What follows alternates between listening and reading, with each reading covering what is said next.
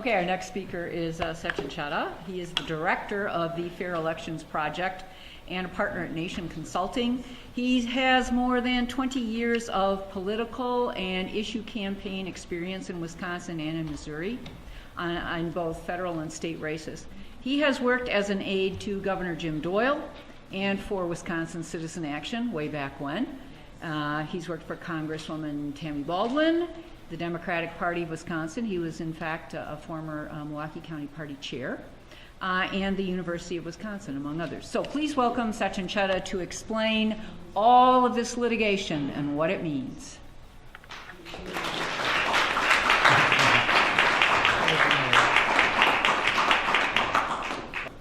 Good afternoon. All right, you know, it's really dark in here, so it feels like, oh, is it nap time? We're gonna pound it out. Thank you, Shantae, for that. We're gonna get to skip some of my slides, which is good. Keep things moving here. Thank you, Marla. Thank you to Citizen Action of Wisconsin. Thank you especially, Kristen, you don't have to, are you doing something? Okay, you can sit there if you want. All right, Kristen's gonna sit here. Chris Lennon has been the usher. I want everyone to just acknowledge the excellent ushering skills. Don't hesitate to get up and buy some water and baked goods. I might need a water at some point. I'm here to talk about, it's really a story of citizen power. And it's a story of citizen action, but that's confusing because there's actually an organization called Citizen Action. Of people saying we're fed up and we're not going to take it anymore and we're going to try to save our state. That's the story that we're going to tell today. And it is about gerrymandering. It's about this idea that our political system has been rigged, has been fixed. And I know that's something that has been talked about a lot in the last year or two. But what I would tell you is that all the arguments that are happening in the media and the politicians and everything that Donald Trump or Bernie Sanders or whoever says about the system being rigged, if they're not talking about gerrymandering, set that aside, because this is the real way that the system has been rigged, right? And I think it's important that we recognize that. So let me start by talking about the day after, or the night of the election, the day after the election. So now I ask you a question, and those of you who've seen this before, there's a number of you who've seen this before, don't give away the joke. How many of you on election night and the day after the election were like, oh my God, what just happened? If you were one of those people who was surprised, hold your hand up and hold it up. Okay, now, I assume you're all talking about 2012. Wow, confused, aren't you? So let's look at this not from the perspective of whether you personally are a Democrat or Republican or independent, because it's a story for everybody, whether you supported the winner or you supported the person who lost in 2016, that's not relevant to the story here, right? Because this is a story about how our democracy got broken for everybody. And it really starts, I'm going to set the stage in a story about what happened in the 2012 election, but let me go back even a little bit further, okay? And I want you to think about the elections, again, not from your own perspective. Here's who you voted for, whether you were happy or sad about what happened, but just look at it objectively for a moment. In 2006 and in 2008, those were really good election years for Democrats. And I'm not saying if that's a good or bad thing. I'm saying the Democrats won in 2006 and 2008. They won a lot of stuff, right? In 2008, they elected a president who was the first African-American president in the country. He won Wisconsin by 13 percentage points. It was a blowout in what had been for the two elections prior to that, the closest state in the country in presidential elections. The Democrats took control of the legislature. They took control of the state Senate, the state assembly. They took control of both houses of Congress over the course of 2006 and 2008.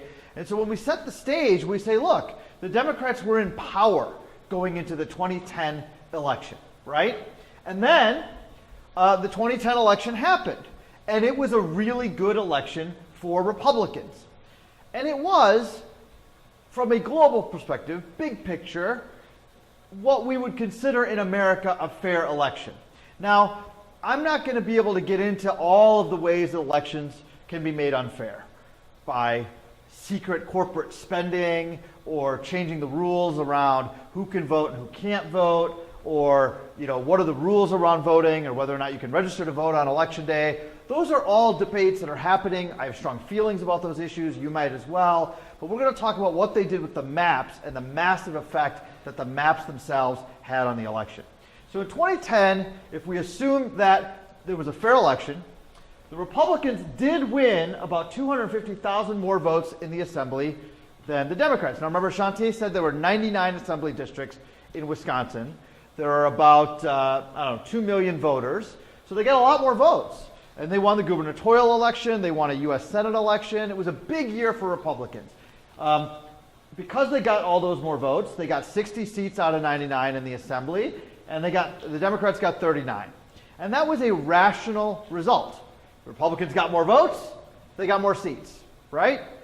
In this system, the map was a little, the map had been drawn 10 years prior. It had some bias towards the Republicans that had grown over time, but it was essentially fair. I mean, we know it was fair because the Democrats took control of the Senate 4 years earlier and kept it, and took control of the assembly 2 years earlier, right? So the Democrats could win a majority under those maps. We know that because it happened, right? So then a bunch of stuff happened. Now, some people think that 2011 and 2012 were kind of quiet. I tend to think that politics was kind of active in Wisconsin in 2011 and 2012. Remember anything that happened? She mentioned a couple things. Act 10, 100,000 people marching in the street. Citizens took over the Capitol. The Democratic senators fled to Illinois. Massive cuts to education. Huge changes in state government. Now, those things were very publicly debated. And what happens in the normal course of politics, what has happened across the country for the last 50 years in the modern era of politics, is if people like what you're doing, generally speaking, your party gets sent back. And if they don't like what you're doing, you get voted out of office. So what happened in 2010 was, the Republicans made a case that you shouldn't like what the Democrats were doing when they had all the power. And so they got put into power. But then they were able to draw the maps because the census happened in 2010, the same year they were elected, and in 2011, the year after, that's when you draw the maps. And I'm going to get to kind of the story about how they actually draw the maps and what was wrong with the process later, but just know that they drew the maps in 2011. So in 2012, we had our first series of elections under the new maps, okay? We had all those recall elections. The recall elections all happened under the old maps. Right? So the statewide recall, the governor's race is not, that's just a map of the state, but there were 9 state Senate recalls, and the Democrats won 2 of those races. Well, they won 5 of those races, but they took 2 Republican seats away in those recall elections, and they took control of the Senate in 2012, in the summer of 2012. But then in the fall of 2012, in November of 2012, we had the first election under the new maps, and the Democrats won a huge victory. Right? There was a reaction. There was a backlash. Again, it doesn't matter what side of the aisle you're on. I'm just saying objectively there was a backlash, right? The Democrats got a lot more votes. You can count the votes. They got 170,000 more votes in the aggregate for the assembly. That was a swing. It was really 180,000. A 430,000 vote swing. Now, there are only about 2.5 million voters in the fall of 2012. That's a massive swing, right? It's a massive swing. The total aggregate vote in the state was about 52-47 in favor of the Democrats. But when they actually allocated the seats in the legislature, the Republicans still got 60, and the Democrats got 39. And this is the core result of the problem, right? This is the issue. The Democrats got a lot more votes. They swung the electorate. And the purpose of the election is both looking backward and looking forward, right? Looking backward, you're holding politicians accountable. Looking forward, you're saying, what side do you want to be in power for the future? Well, the Democrats won in 2012, but they didn't get more seats. And so the story that you heard and saw in the media and in the coffee shops across the state, the public discussion was, well, yeah, Scott Walker and the Republicans did all that stuff, but I guess the people supported them because they got reelected. They got reelected, right? But it turns out that they didn't get more votes, but they got reelected. It's very confusing, right? Because it means that something was broken. Now, our expectation is that our vote's going to count, whether we are a Democrat or a Republican. If we're an independent, we pick in each election. We expect our vote to count. But our vote only counts individually. It's one person. It's when we aggregate them together that you make a decision, right? Whether that's for the statewide election or in a voting district. Now, in 2012, the Democrats elected the president again by 7 points. They elected Tammy Baldwin. You know, the pendulum had swung, and that's not what happened. Now, across the country, we had been seeing fewer and fewer competitive elections. And I have a chart here. This is about Congress, not about the state of Wisconsin. This is the U.S. House of Representatives. But what you can see is that 25 years ago, there were 100 swing seats. And so if you won a swing seat, right, out of 435 seats, a quarter of them were swing seats. Another 80 of them were only just leaned one way or the other, right? So you could actually see the Congress go back and forth. And so the Democrats had power for a long time, but in 1994 they lost the House, then they got it back in 2006. So, you know, you have this kind of back and forth that happens. By the time we got to the 2012 election, there were only 35 competitive seats in the U.S. House. And in fact, the Republicans didn't have to win a single swing seat in order to maintain control of the U.S. House of Representatives. You add up their landslide seats and their strong seats and their lean seats, and they didn't even have to win swing seats. So we have fewer and fewer competitive elections. And one of the reasons for that is because the voting maps have been drawn in state after state in a way that guarantees certain results. In fact, they've measured over time by decade how many seats are kind of fixed in favor of the Democrats or the Republicans. And the net of that is you can see in the 2011 census and in the 2012 election, it jumped up. There were a lot more seats that were kind of guaranteed to the Republicans. What happened here as a result of gerrymandering is that almost the entire margin that they hold the U.S. House by, almost all of it, is actually preordained by map drawing, right? You draw the maps, you guarantee one party more seats than the other seat, and then you have the election, but it doesn't matter because the results are kind of preordained. Now, the consequence of that is something that Shantae talked a little bit about. I'm going to add a little something to that, which is to say that the biggest thing that we see that happens in our politics is that the government system itself, the policy debate, tends to move to the edges because the general elections are pre-decided and the primary elections become much more meaningful. And there are many fewer people who vote in primary elections, and they tend to be stronger adherents of the party that they are voting for, right? There are fewer independents that vote in primaries. More strong Republicans and strong Democrats vote, and they tend to be more liberal if they're Democrats and more conservative if they're Republicans. And so what happens then is if you want to get elected under this system, you have to play to the fringe of your party. Now, I'm pretty liberal. I'm a progressive guy personally. But what I see is a government that has lost its ability to compromise. It's lost its ability to find consensus in the middle. This was a very intentional set of things that happened. Really from both parties, but the Republicans were much more successful at it across the country. There's a book that was written. I've cut off the title of the book because the title of the book has a profanity in it. And even though Marla used a profanity in her introduction, I would never do such a thing, I know.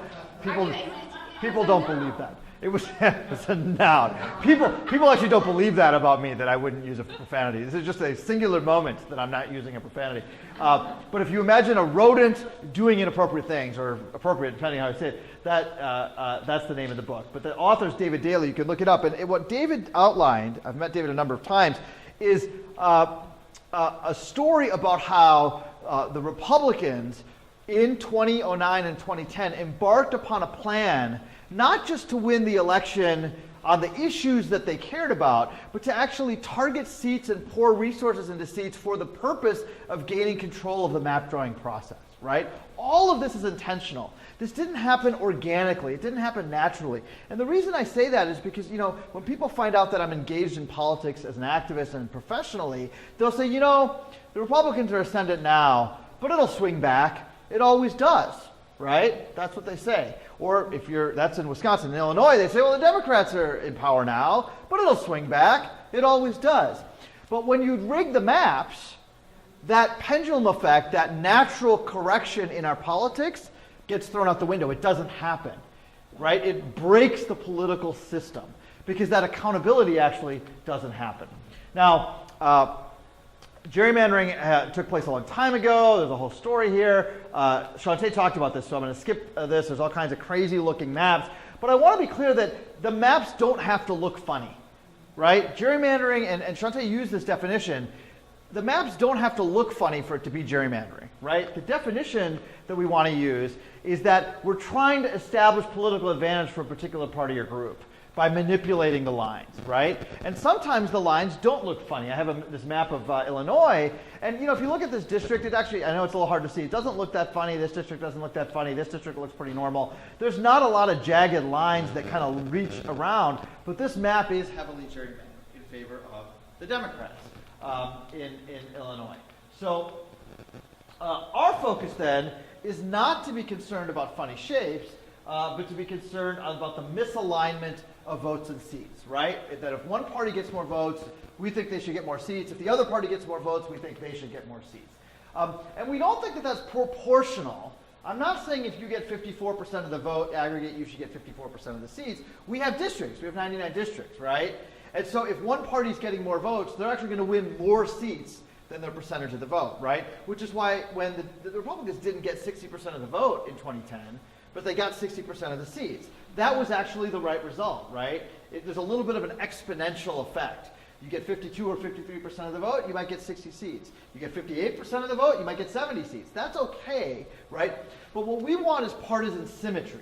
What we want is if one party gets more votes, then that means they get more seats. Then if the other party gets more votes, they should get more seats. And what we actually have in Wisconsin is the electorate going like this, but one party just getting all the seats. You didn't see that because I was behind that. One party going like this, and the other party, the two parties kind of going up and down, and then one party just kind of staying with a steady number of seats at the top, right? And that's an unreasonable result. We actually think the majority should rule. I mean, it's a pretty simple concept, and it's not what we have in politics today. Now, there are a lot of different traditional criteria. I'm not going to spend too much time on this. It is not actually one of the criteria in current map drawing that you should be fair to people who adhere to either party. And Shantae talked a little bit about how you actually do it. She talked about packing and cracking. She had this graphic up here. Can I tell the story even though you talked about this a little bit? So I just, because I get to tell jokes. So you have these districts. So imagine there are two parties. Imagine there's a purple party and a green party. Okay, and I don't mean the Green Party, right? The environmental, just the neon green party that's on the screen. And so imagine we have 64 people divided into 4 districts, evenly.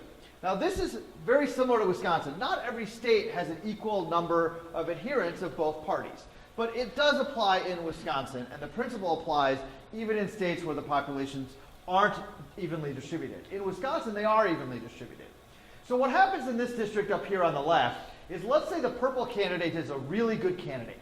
That candidate knows the issues, they work really hard, they're willing to dial for dollars, they're going to knock on doors, they're going to run a good campaign, and they get some of the people who normally lean the other way to vote for them. Now the purple candidate is going to win that district. But in the neighboring district, the green candidate is a stronger candidate. They've got more experience, they know more people, they're working harder, and they get a couple of people who lean purple their way, and they win.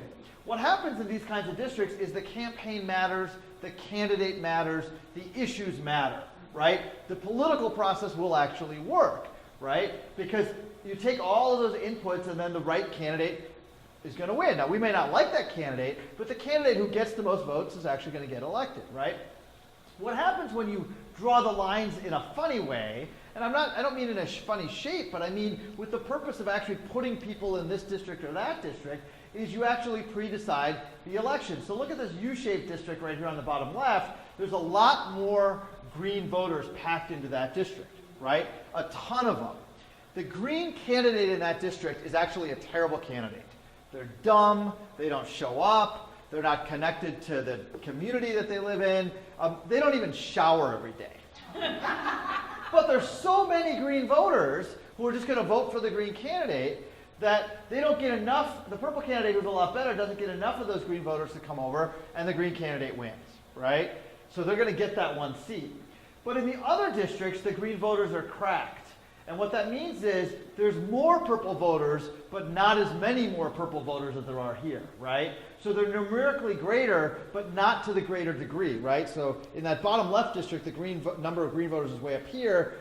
In the rest of the districts, the purple voters is like here, right? So it's closer. So instead of winning by 80% to 20%, they're going to win by 60% to 40% or 55% to 45%. But enough that the outcome is still pre-decided. So in all these districts, the purple candidate's not as great, but there's still so many more purple voters that the purple candidate is going to win. The campaign itself doesn't matter.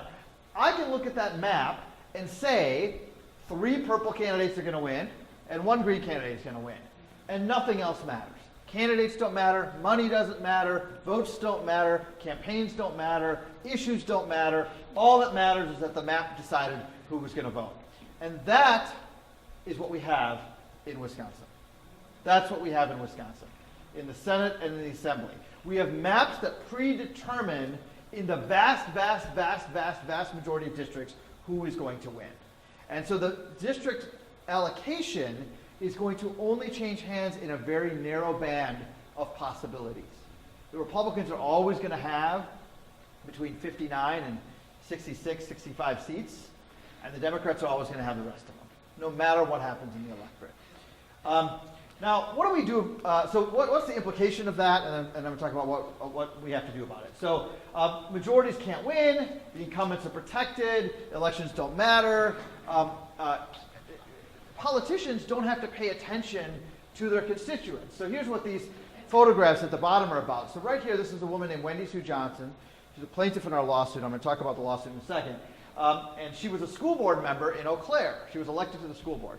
And in Eau Claire, there had been Republican and Democratic local officials and Republican and Democratic state legislators forever, right? It was a community where seats went back and forth and the community was split. And what happened was, once every 3 months, all the local school boards met with all the state representatives together to talk about the issues in their local community. And for years, for decades, there was a consensus that local community wanted to support resources for local public schools, whether they were Republicans or Democrats. In fact, under Republican Governor Tommy Thompson, the state agreed to pay 2/3 of local school costs for everybody.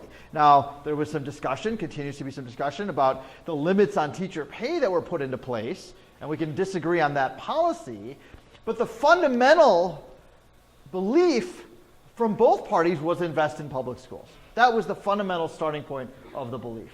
So they had this meeting after, and I don't remember exactly when this was. I want to say it was in 2013, but it was after these maps had been redrawn. And there was a state representative, still is a state representative in Eau Claire, named Kathy Bernier. And they had drawn Wendy Sue out of Kathy Bernier's district in this redrawing because they thought Wendy Sue was going to run against Kathy Bernier. So they drew her into the next district. And they packed all the Democrats into one district and then surrounded it with Republican districts, right? And at this meeting, they were talking about the impact of budget cuts on schools, which every community has been talking about, right? And at one point, there was nobody dropped a swear word, nobody yelled at anybody. It was a very cordial meeting. And at some point, Kathy Bernier just got up and left the meeting. And then she said, talking about these issues and these people is worse than going to the dentist. And the meeting has never happened since. They stopped having these meetings. And the reason is that Kathy Bernier is going to get reelected no matter what, because she's in a district where the Democrats are cracked out of it, right? And the Republican is going to win. And she doesn't have to pay attention to what the local school boards in her community in Eau Claire and the surrounding suburbs think anymore, right? They just don't even have the meeting anymore, right? Because that level of local accountability is just gone. The legislators then play to the extremes. In Wisconsin, they play to the extremes of the Republican Party. In other states, they play to the extremes of the Democratic Party. The bipartisan consensus breaks down. And for the issues that we care about in our community, where there is broad consensus still to this day, we want good roads, we want a world-class public university system, we want our local schools to serve our kids. Those issues, suddenly there's no bipartisan consensus, right? Extreme ideology instead comes into play. And we see local school funding going into things that weren't the things we used to fund. The story I always tell is, I grew up in New Berlin, and we would visit Indiana a lot because we lived in Indiana for a while, for 4 years. And we had lots of family in Ohio. And we would drive south across 94, like to go to that oasis, you know, that first oasis. It had a Wendy's with a salad bar. When I was a kid, it was the best. And we'd hit that, and I'd be reading in the back seat of the Pontiac Bonneville or the Chevy van, and I'd know when we hit that Illinois border. I would know, because the road got worse, right? Because we had a consensus in Wisconsin that we were going to have good, strong road funding, right? Now, when we travel to Ohio with my kids, we still know when we hit the Illinois border, because the roads get better. Try it. Think about it. Try it. You don't believe me. Go do this. It's astonishing. You can tell the difference. And that's because that bipartisan consensus broke down. And there isn't any accountability, right? Because that's not a partisan issue, right? That's not a partisan issue, but there's no accountability. In fact, the Republicans have full control of the government. They passed their budget like 2 or 3 months late this year because they couldn't agree on road funding, right? And they have single party control, right? We were able to do a better job on that when we had split party control in terms of making those decisions. Ideology now comes forward. So let me talk a little bit about what we do about this and the story about the citizens. So remember I asked you at the very beginning, what was your reaction? Well, my reaction, I was the chair of the Democratic Party of Milwaukee County on election night in 2012. And I remember complaining to friends, how come we're not winning any of these seats, right? We're doing great statewide. Obama got reelected. We elected Tammy Baldwin. What a joyful moment for me as a Democrat, right? I used to work for her. And we didn't pick up a single seat, you know? The next morning you look at the results and still down 60-39. And even and I'm a professional, I know what I'm doing, was blaming the Democrats, saying, well, how do we lose all these elections? Well, and then, you look at the information, we got more votes. We got more votes, right? Same thing the Republicans might say one year in Illinois or Massachusetts or Maryland, right? When you get more votes, you expect to win. So State Representative Fred Kessler, who's a representative from Northwest Milwaukee County, Northwest City, Milwaukee, and I keep hitting the button here. I'm sorry. It's like, okay. And the head of the local NAACP, James Hall, and me and a couple of lawyers, a guy named Peter Earl, another lawyer, got together. I was the only non-lawyer in the group. And we started having breakfast every few weeks at the George Watts Tea Room in downtown Milwaukee with a goal to say, what are we going to do about this? And nobody asked us to do that, right? Nobody said, you guys got to go solve this problem. We self-selected ourselves. We were just citizens in volunteer roles. Like, I didn't get paid to be the head of the Democratic Party, right? Fred does get paid to be a state legislator, but not very much compared to his previous career. And what we learned as we worked for many, many, many months is that we didn't really have a way to change the process of drawing the maps in Wisconsin, right? That the legislature itself has to pass a bill to change the process. The Republicans had gone into a secret room in 2011 with just a couple of their staff. They'd forced even their own members to sign confidentiality agreements. They drew these maps in secret. They didn't have any public hearings. They rolled the maps out a week before they were voted on. They were rushed voted on because they wanted to make sure that they had control when they voted on these maps. They changed the entire process of drawing the maps in 2011, and it was a completely corrupt process, right? But we really didn't have a way to change that. The courts couldn't change that. But what we did see the path to, as we researched these issues and we brought in a retired law professor from Madison who joined our group, a guy named Bill Whitford, and other people came in and out of our group, is that we could file a lawsuit to change the outcome.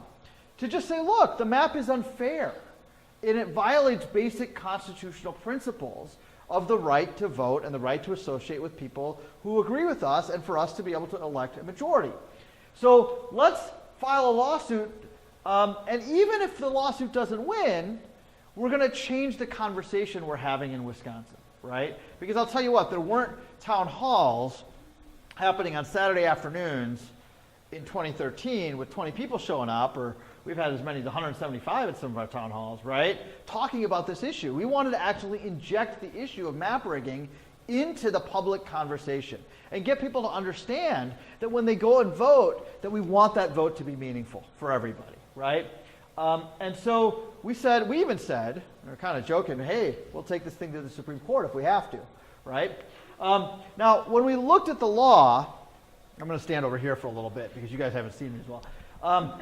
There were a bunch of cases, and we we were mostly lawyers, our group, except for me. And so when I do this presentation in front of lawyers, I have like 20 slides on the law, and they lean in, and it's very interesting to lawyers. I have cut all those slides for your benefit, and I only have 2 slides on the law. But what I want to say is that there were a series of cases, and what the Supreme Court had said to sum up is that it was likely that rigging the maps like this was unconstitutional, but we don't have a measurement. We don't know how to decide when injecting political bias into the map drawing process is too much, right? And in fact, Justice Kennedy, in a case in 2004, said, I need a limited and precise rationale to correct an established constitutional violation. Suitable standards for measuring the burden are critical to our intervention.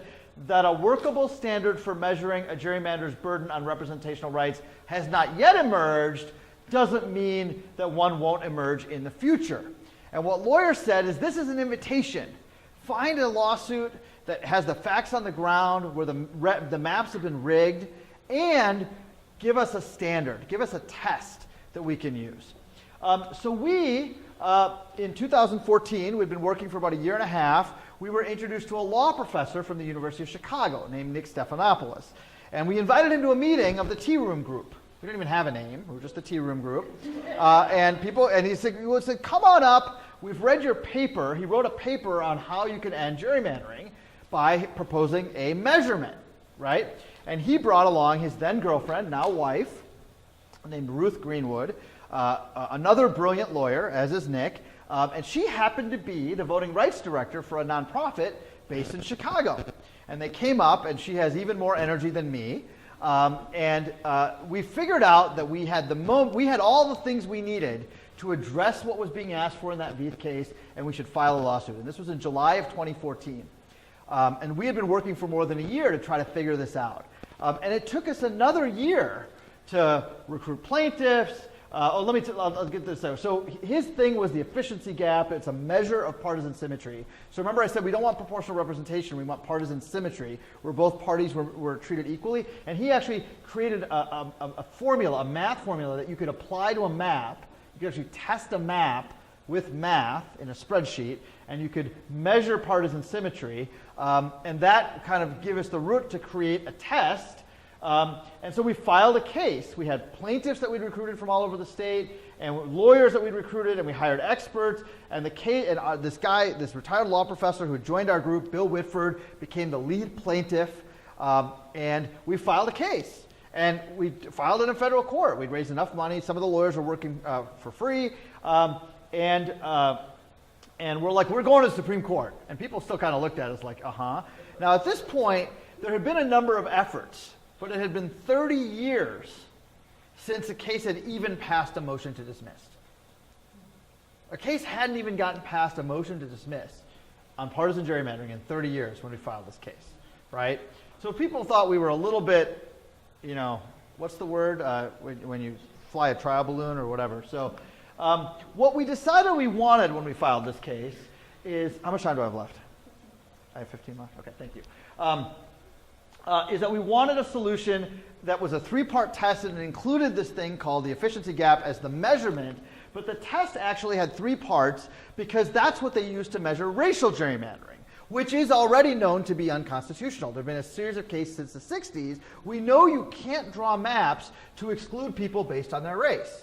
So we said, well, you should be able to draw maps to exclude people from power based on their political beliefs, right? That's what essentially we're saying.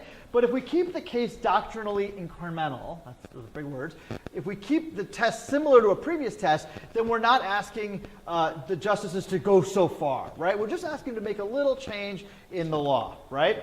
And so here's what our 3-part test is: intent, effect, and justifiability. And so what we basically did when we filed the case is we went to the court and we said, we are going to prove that they had the intent to bias this map, that they had that effect, that they did effectively bias the map, and that the map will stay biased for 10 years, for the life of this map, and that they don't have any other good reason. They don't have any justifiable reasons to have done this, right? So then we had to go to court, and we got past that motion to dismiss in the fall of 2015. And we headed towards trial in the spring of 2016, the week before Memorial Day 2016. And we were going to have experts testify, and they were going to have experts testify. It was planned to be a 4-day trial. And as our lawyers were preparing for trial, they noticed something in the evidence. Now, I had mentioned that they had drawn the maps in a hurry in 2011. Remember, I had mentioned that? And there was actually another case filed earlier called the Baldus Case. And the result of the Baldus Case, it was just a kind of a generic challenge to the maps. They didn't get into this partisan gerrymandering issue. They did end up changing the lines between the 8th and the 9th Assembly districts, which are just north of here, to ensure Latinos were represented adequately in the state legislature. So it was kind of a small win, but in the course of that litigation, there was all kinds of discovery, right? And discovery is when one party has to provide documents to the other party in the case. In this case, the state had to turn over documents. Now, the Republicans had power, and they didn't want to give any of these documents up. So they only gave the documents that they thought that they had to give. And they weren't responding to open records requests. And the Democrats were totally shut out, even by the lawyers. But then there was those recall elections. Remember the recall elections? And the Democrats took power in the summer of 2012. And people think that didn't matter very much because the legislature was done. You know, they were running up to the fall elections. They couldn't pass any bills. They couldn't change the budget. They just kind of had power, and it didn't mean anything, except for one thing. They were now, the Democrats were now, the clients of the lawyers from the Baldus case. And so they said, well, give us all the case files. And the lawyers were a little freaked out. They were like, oh, we were really kind of playing a lot of games back here. We don't want to turn these files over. We're just going to turn over the files that we'd already turned over in discovery. They turn over the files to Democrats. And what the Democrats figure out is that there's 34 documents that hadn't previously been disclosed out of thousands. Thousands and thousands and thousands and thousands of documents, 34. And so the lawyers went back to court and said, hey, this case is over, but there was a discovery violation, and 6 months of litigation ensued. And at the end of that litigation, or in the middle of that litigation, the court got really mad at the lawyers and at the state legislature, and they said, you have to turn over the hard drives and the computers. We don't trust that you're actually turning all the documents over. So there's this moment in the very late 2012 or early 2013 where they actually have to pull the hard drives out of the computers. The computers have been sent to storage already. They hadn't been used in over a year. They had to bring them to a law firm, set them on a table, back away. It was like a bad, I don't want to offend anybody, but you know, like it's like when parents who are divorced don't get along and they have to meet at a neutral location, like a McDonald's play yard, to do a custody exchange. Like that's what they were doing with the hard drives, right? And so the lawyers, for the Baldus lawyers, picked up the hard drives and they started analyzing the hard drives, and they found that there were even more documents. And in fact, the lawyers got fined, and then there was a lawsuit and a settlement, and it was all very ugly and reported in the newspaper. But the case ended, and so nothing more kind of came of it. But these hard drives were sitting in storage. In fact, they were sitting in the storage facility of a guy who had retired from the Secret Service, who was a forensic analyst who'd been hired by these lawyers, right? Who was actually digging into some of this data had been deleted. So they're preparing for trial in 2016, fast forward a couple of years. One of the lawyers from that case is the lead lawyer on our case. And he's looking at the evidence and he goes, why aren't there any spreadsheets from 2011, from April of 2011 specifically? They passed the maps in May of 2011. How come in all of these discovery documents there's no spreadsheets from 2011? You have to have spreadsheets to analyze these maps. So they go back to the guy who had retired from the Secret Service, the analyst. They say, just look for, it's very expensive to do this forensic analysis, just find spreadsheets from 2011, from April of 2011, from 1 month. And he found some spreadsheets that had never before been discovered, right before we went to trial. And here's what the spreadsheets showed. This had never been reported publicly until we brought this case and found these spreadsheets, right? So you can't read this. I can't even read it because it's a little blurry. But so there were a series of file names. These are the file names at the bottom. And then each of those files measured how many seats the Republicans were guaranteed to have. And they started with the base map from the previous decade, and analyzing that map, the Republicans were guaranteed to have 49 seats out of 99. Okay, if they just used that map. That wasn't good enough for them. They started tweaking the map, and the file names say things like, it's like the name of the consultant, Joe Assertive, Joe Aggressive, Joe Aggressive 2, and as the file names get more aggressive, they get more and more seats. So they started at 49, they get up to 52, they get up to 55, they get up to 56, 57, 58. Now they're at 59. They get up to 59 seats guaranteed, and then they start tweaking the map, and they subject it to something called a swing analysis. They hired a consultant out of Oklahoma to say, what if the Democrats get more votes? What if the Democrats get half a standard deviation more votes than they usually get? A full standard deviation. A standard deviation and a half. What if the Democrats have the biggest Democratic wave election the state has ever seen, more than even Obama in 2008? The Republicans will still get 59 seats. And they took the map that was the most biased of all the maps, and this word right here that you can't read is final map. That's the map they passed into law.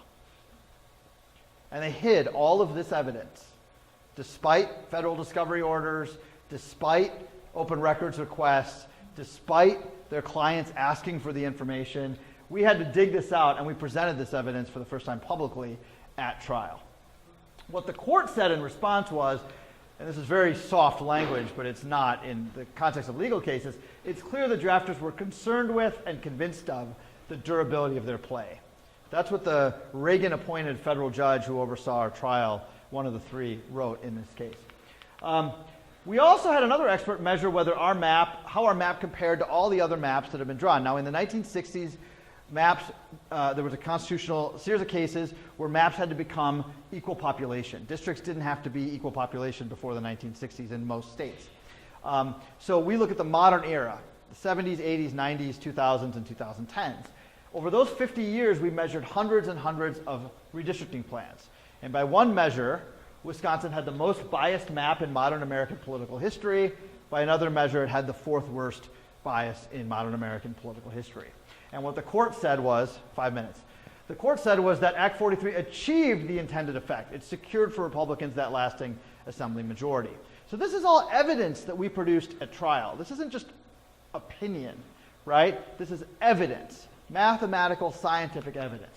We also proved on the justifiability issue that you could draw a fair map, that you could draw a map that instead of being biased at 13% or 11%, which is just the measurement of the bias, you could draw a map that was only biased at about 2% to the Republicans. So that the distribution of people, one of the things you'll hear the Republicans say a lot in Wisconsin is, well, we just win because the Democrats are all packed into Madison and Milwaukee and the Republicans are in the majority everywhere else. Well, we actually proved using math and maps that that isn't true.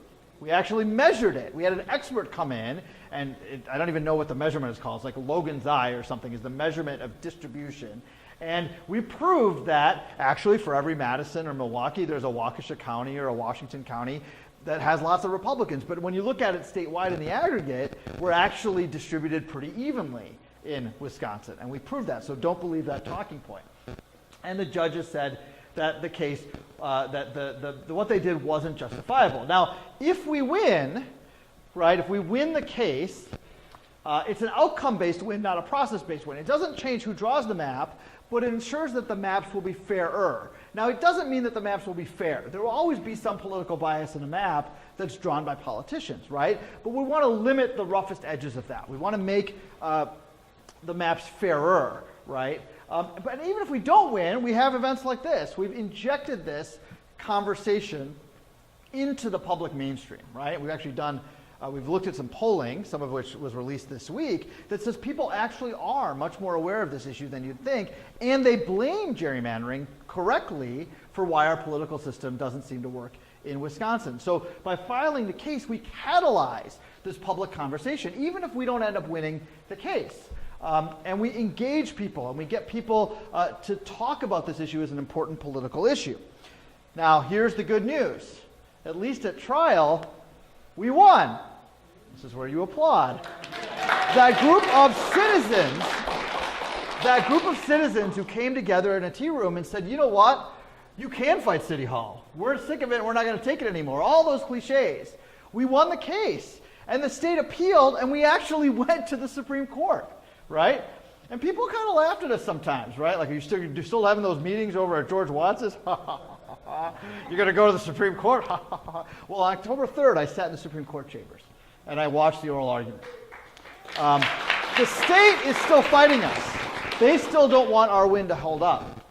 But the court issued a pretty clear ruling, not the Supreme Court, but the trial court, and it ruled all these things that I don't have time to say, that the intent was clear, the effect was clear, it wasn't justifiable. And so the Supreme Court hearing happened, and the state has been spending a ton of money to try to kind of have these maps be held up, keep these maps in place. and we hired a great lawyer. We think our chances of success are very high. We will find out later this year or early next year whether or not the maps in Wisconsin are overturned or they're not overturned. If they're overturned, we get new maps for the 2018 election. That will be fairer. I'm not saying they're going to be fair, but they will be fairer.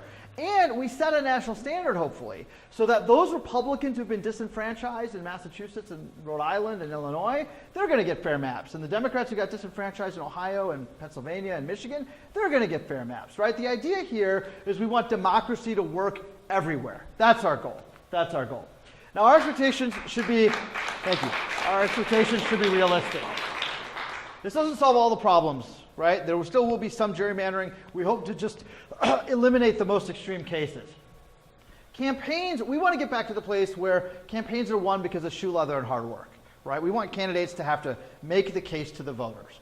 That does include raising money. It includes knocking on doors.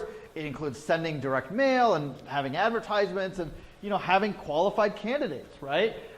You have to do all those things to actually win the election. So this doesn't guarantee a different result in Wisconsin. It guarantees the chance for each party to have a symmetrical chance to win instead of an asymmetrical chance to win. And even if we win the case, the process for drawing the maps will still be the same. Politicians will draw the maps, but there will be a limit to how biased they can make the maps. Now, we want the politicians to not actually be the ones to draw the maps.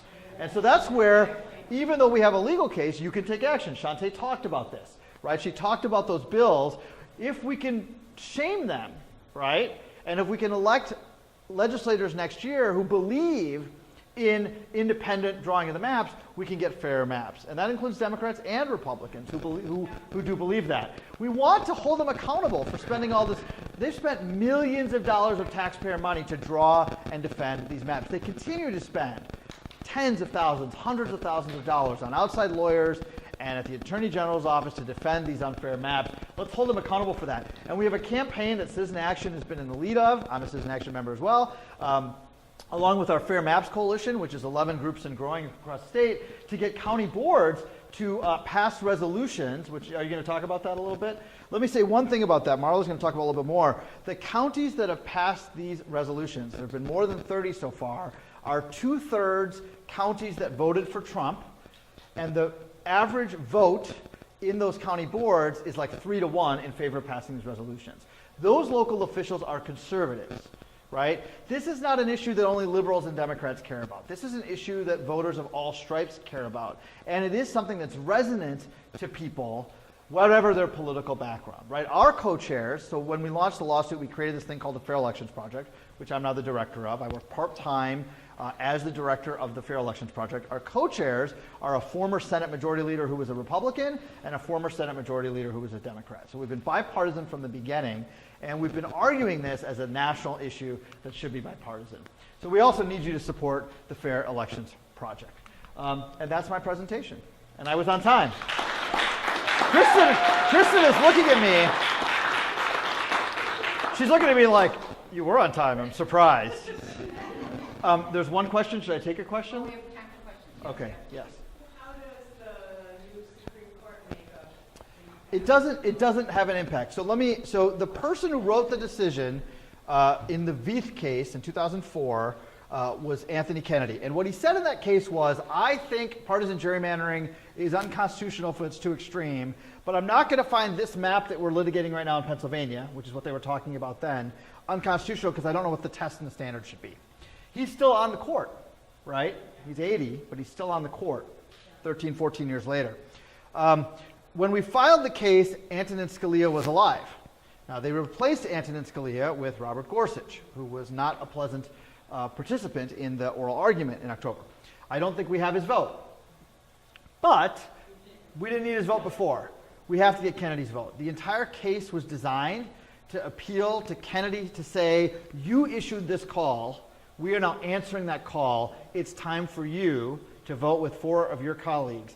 And at the oral argument, it was pretty clear that it was 4-4. I mean, Thomas didn't say anything. He never does, but it's pretty clear.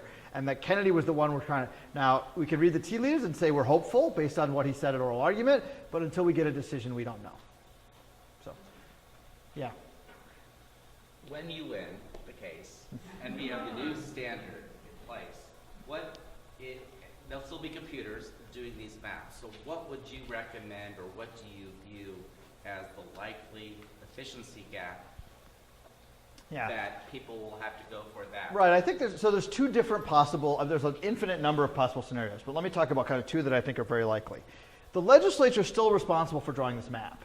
So should we win, and I don't make the prediction. It's just not who I am. It's not who our lawyers. It's not what we say we should do. There's others who make the prediction. Should our trial court win, be upheld? What will likely happen is the Supreme Court will bounce the case back to the trial court and say, finish it out, right? And the trial court will go to the legislature and say, you have a few weeks to draw a fairer map. They won't say a fair map, they'll say fairer.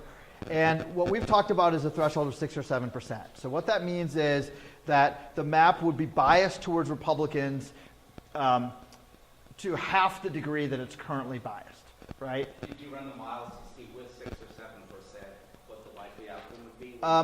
Well, no, you can't do that. So it's not the likely outcome because you still have to have the election, right? We don't know how Democratic or Republican the overall aggregate is going to be. So what that means is that it'll be asymmetrical at about 6% instead of 13%. So what that means, so the Democrats will have a better chance or a more possible chance of winning a majority, but they would have to win, 200,000 more votes statewide or something. I don't know what that math is, but in order to win a bare majority, they'd have to win this much of a vote majority. The Republicans, in order to retain a bare majority, would have to lose by not less than, not more than this, right? So I know that's a little confusing, but it'll get better, right?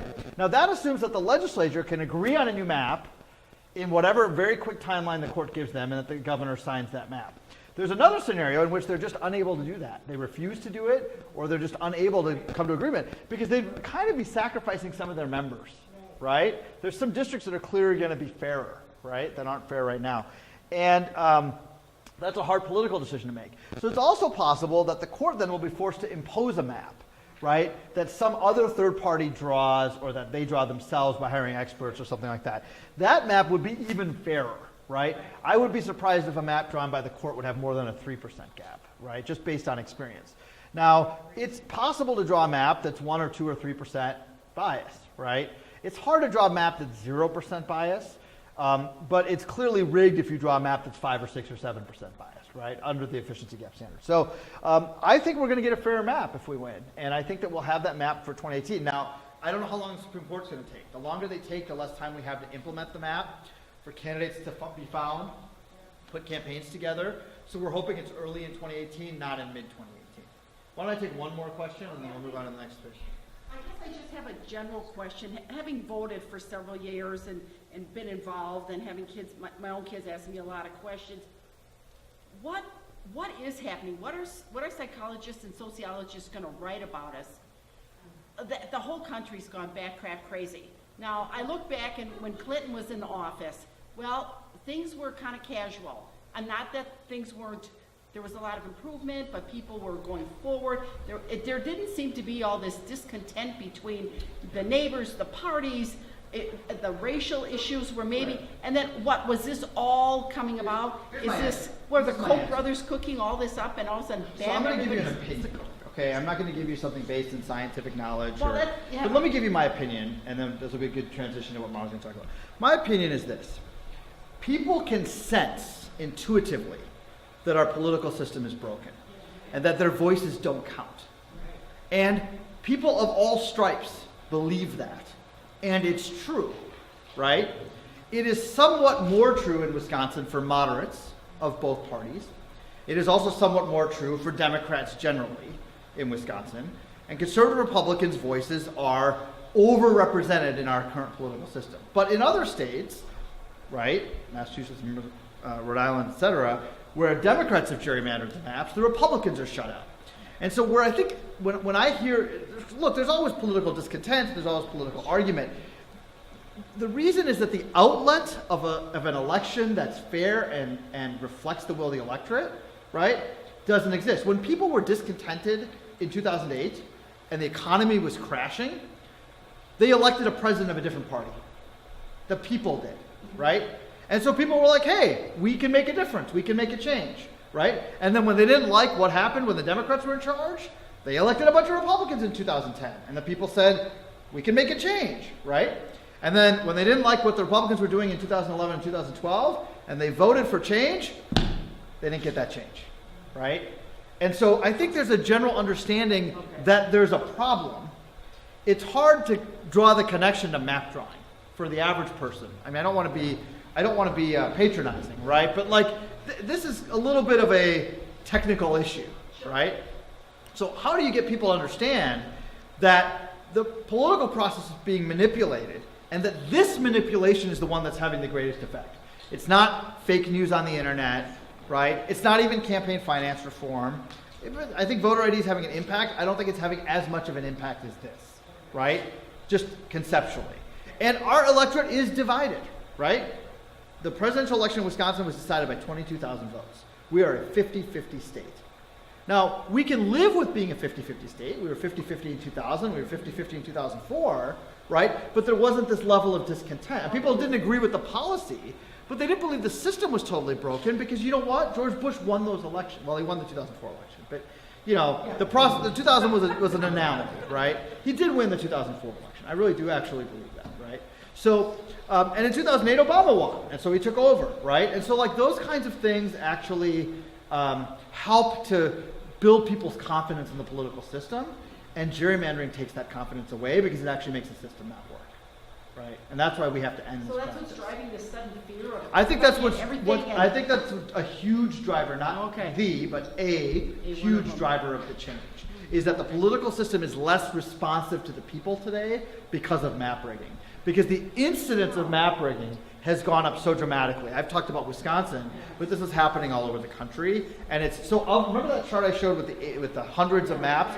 So most of the most extreme examples are recent, because this is happening all over the country. It's happening in North Carolina, it's happening in Pennsylvania, it's happening in Ohio. So I know we need to keep moving, but I'm happy to take more questions, and I'm going to stick around here too. So This would probably be an easy answer. Is there any way the court would say no maps can be drawn that result in a more than 3%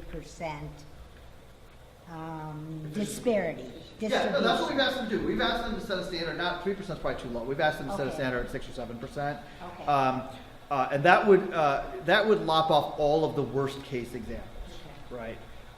So that would, and then the other thing we think should happen, and the courts can't do this, but we think the people should take control of the process by having independent bodies draw the maps, like they do in Iowa.